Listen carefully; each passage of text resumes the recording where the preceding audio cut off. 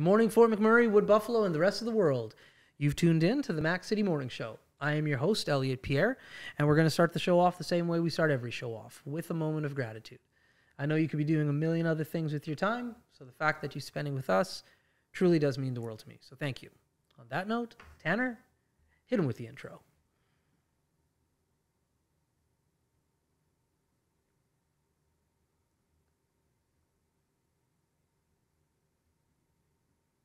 All right, and we're back. Okay, today's going to be a good one. So a disclaimer, this gentleman's been on the show before, but you've never seen it. The audio quality was horrible, so we couldn't air it. So he's back again, so thanking him right off the bat for coming back again. But another disclaimer, I can truly say this guy will be a reoccurring guest. So enjoy his first/second episode, but get ready to see him a lot. I don't introduce my guests. They do that themselves. So, sir, please tell the people at home who you're at. Yeah, thanks for having me. It's great to always catch a vibe and have a chat with you. Chris Wruck, local manager for EMCO Water Products, Fort McMurray resident for 4 years now. Proud local, proud to be here. Proud to be a member of the Fort McMurray community. That's awesome, man. So before we get into just you and me chatting and BSing, let's plug your company a little bit because it is fascinating. We talked about it last time. I had no idea what your company did. I heard of them. What you do is pretty interesting. So can you talk a little bit about your company? So EMCO Water Products is a distributor for underground municipal infrastructure and ground stabilization for paving.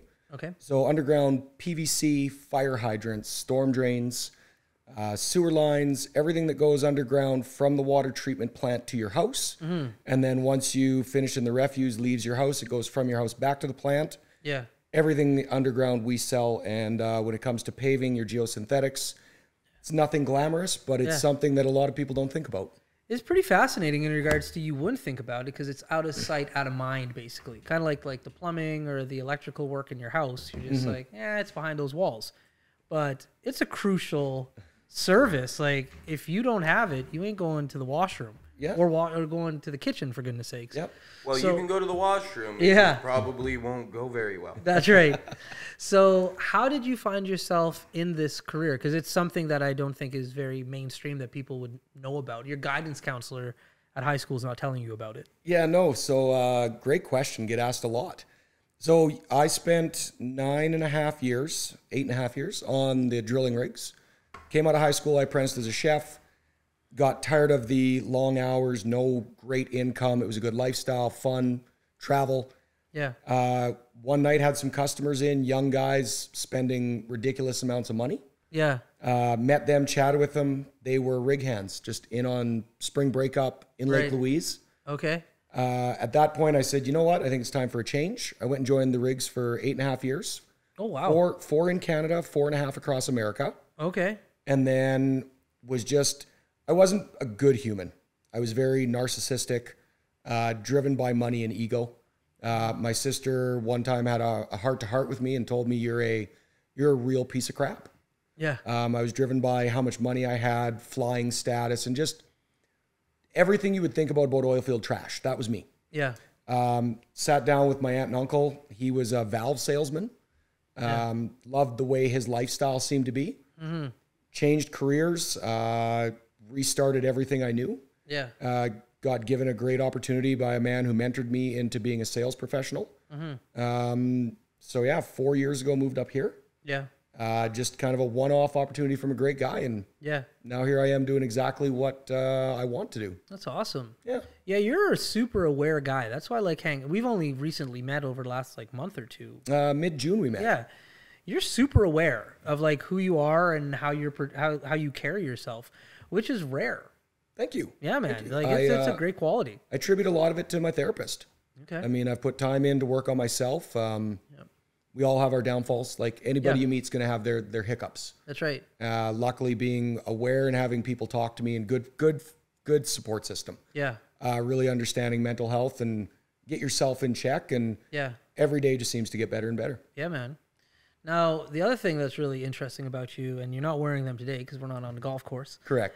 is you have some outrageous pants that you wear when you're golfing. Yes. How did this start? So, like, unfortunately, people at home, you're not seeing the pants, but if you've ever seen this gentleman at a golf course, trust me, you've noticed him.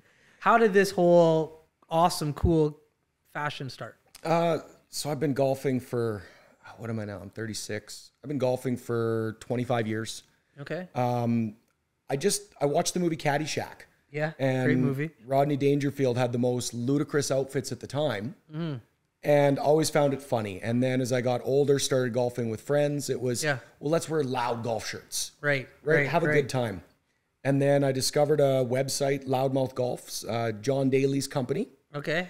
And I just kind of started liking them. I think they're fun. They're a conversation piece. Yeah, no doubt. And then I don't wear them if I'm just golfing. But like if you and I were to go swing the sticks, I'm just going to wear a regular pair of golf pants or shorts. Right. But at a tournament, and that's, I mean, I live for golf tournaments. It's the highlight of being up here. Okay. I find it funny. It's conversation piece. I got coined with the nickname Pants for a couple years when I moved up here. Yeah. Because it was show up at the tournament. Oh, there's the guy with the pants. That's right. That's right. And so it's just been a thing, and it's kind of been an ongoing, every year I get a new pair. Yeah. So I'm up to 5 or 6 pairs now, I believe. A couple don't fit anymore. Yeah. One pair too big, one pair too small, but okay. still have them in the closet. That's awesome. And it's just kind of it's a thing. And it's one of those, people be like, oh, with pants like that, you must be a great golfer. And it's like, with pants like this, I don't golf. That's right. Right? That's so right. And it's just good humor, and it really adds to the energy. Yeah. And that's what a tournament needs. Oh, absolutely. So why golf? Like, what about golf has attracted you to continue to do it, to be passionate about it? Like you said, you live for these tournaments. What is it about golf? So the game itself is, like, I will enjoy golfing by myself, put a set of headphones in, and go out, and it's you and nature. I mean, it's a game that's just horrible to try to enjoy. Yeah. But the moment by yourself and just in the zone, and you really reflect. Yeah. And you're in nature. I mean, who doesn't like being around green trees and grass and plants and birds and bears? And that's right. But it's the tournaments for me are the networking, the atmosphere, the energy, and the biggest part is the money you can raise for charity. Like this last weekend, I was blessed to be part of 2. One for the Fort McMurray Boys and Girls Club, one for the Wood Buffalo Animal Rescue Committee. That's right. And they were both huge fundraisers. And to be able to be a part of that, especially in Fort McMurray, the family that goes to these golf tournaments, it's a lot of the same faces, same people's. And it's, I mean, if you're married or you're in a relationship, it's a little escape for the day too. That's right. Which is really nice. So, yeah, man. Yeah. Big shout out to Dennis Neefin. Huge shout out. Dennis is part of the reason you and I met. Yeah, that's right. And his tournaments are fun. Legendary. All of his events are fun. That's right. Yeah, Dennis is he's a great event coordinator. And the one thing that, like you just mentioned it, the one thing Dennis does really well is connects people, puts people together, and that's valuable. That's huge. It's the network you keep brings value to no matter where you are and what you're doing. It's all about the network and the company you keep. And I find if you're associated to people like Dennis and the group that he associates with, they're all community members. They give back, and they're always there. Like, and they're just some of the nicest, most genuine people you can come across. Yeah, that's it. So Fort McMurray, 4 years now. Yes.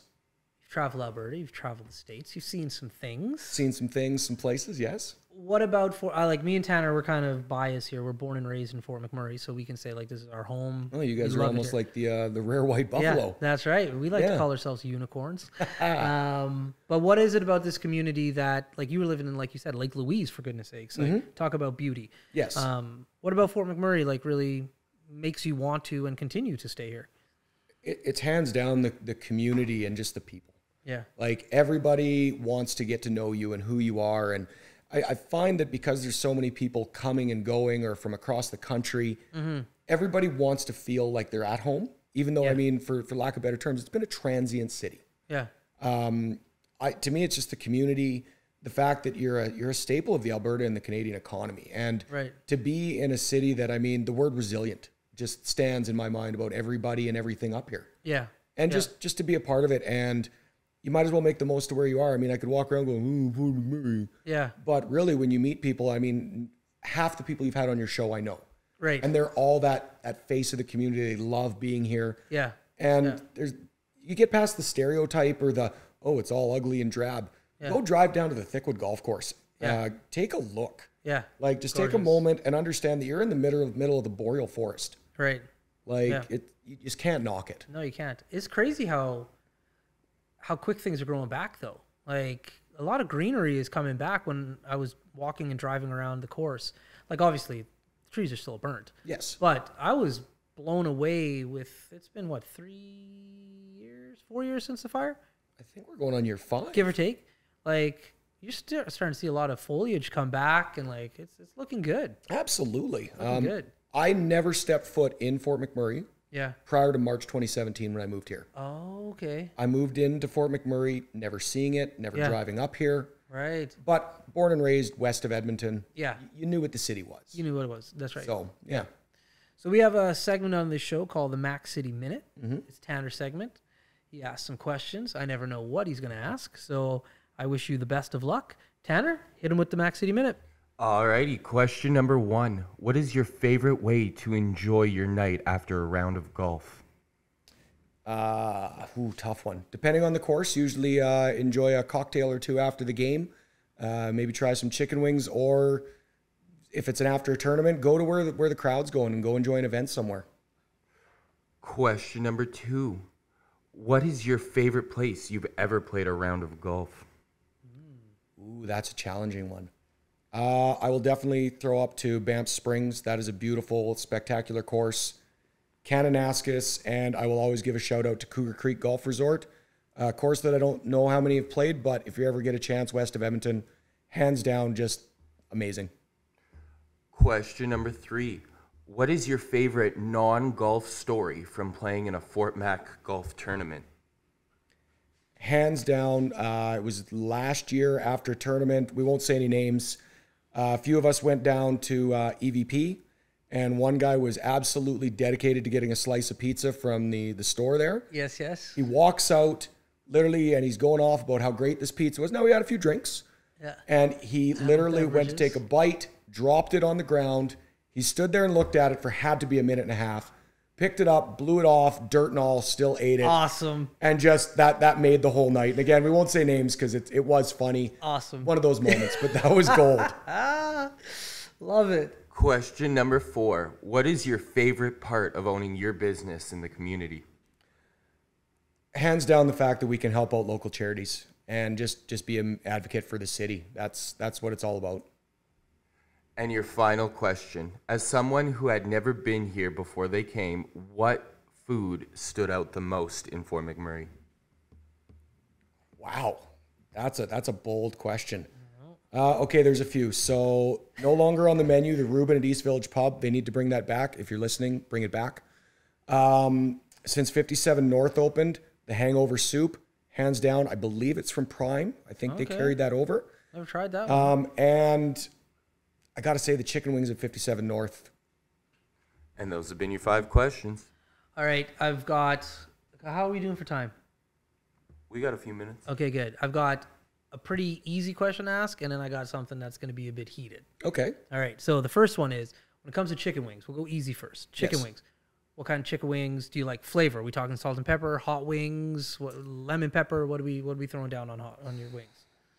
A good Cajun wing goes a long ways. Okay. Love a hot sauce, but not vinegary like a Tabasco and not overly mainstream like a Frank's. Okay. But ideally, a nice salt pepper wing with a side of hot sauce. So you get the best of both worlds. My man, there we go. Awesome.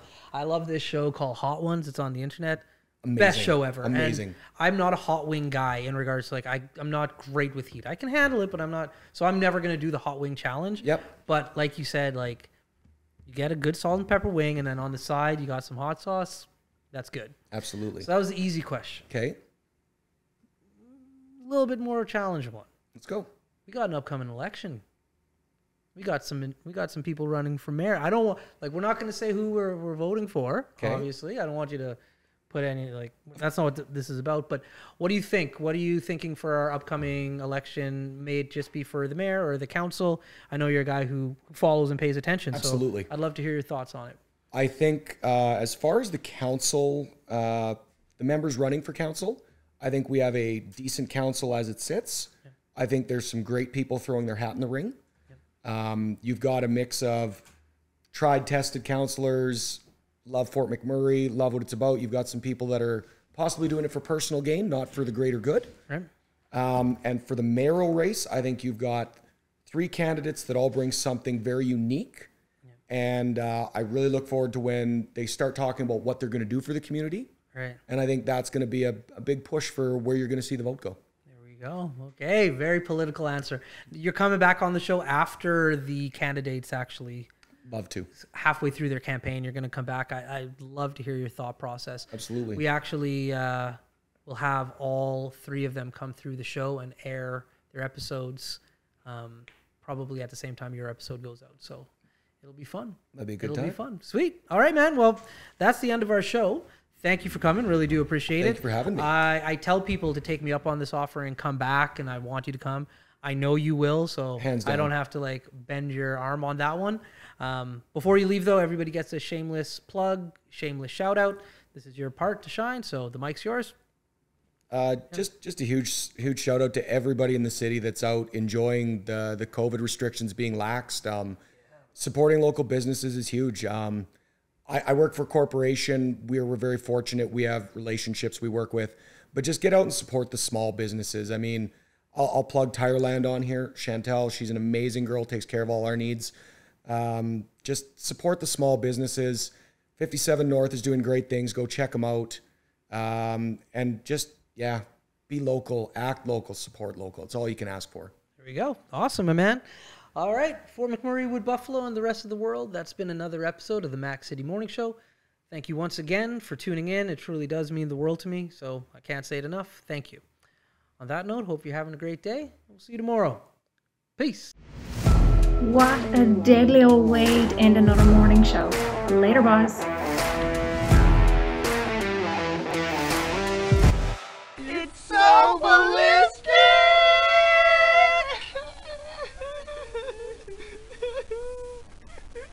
Talk about quenching your ugly thirst.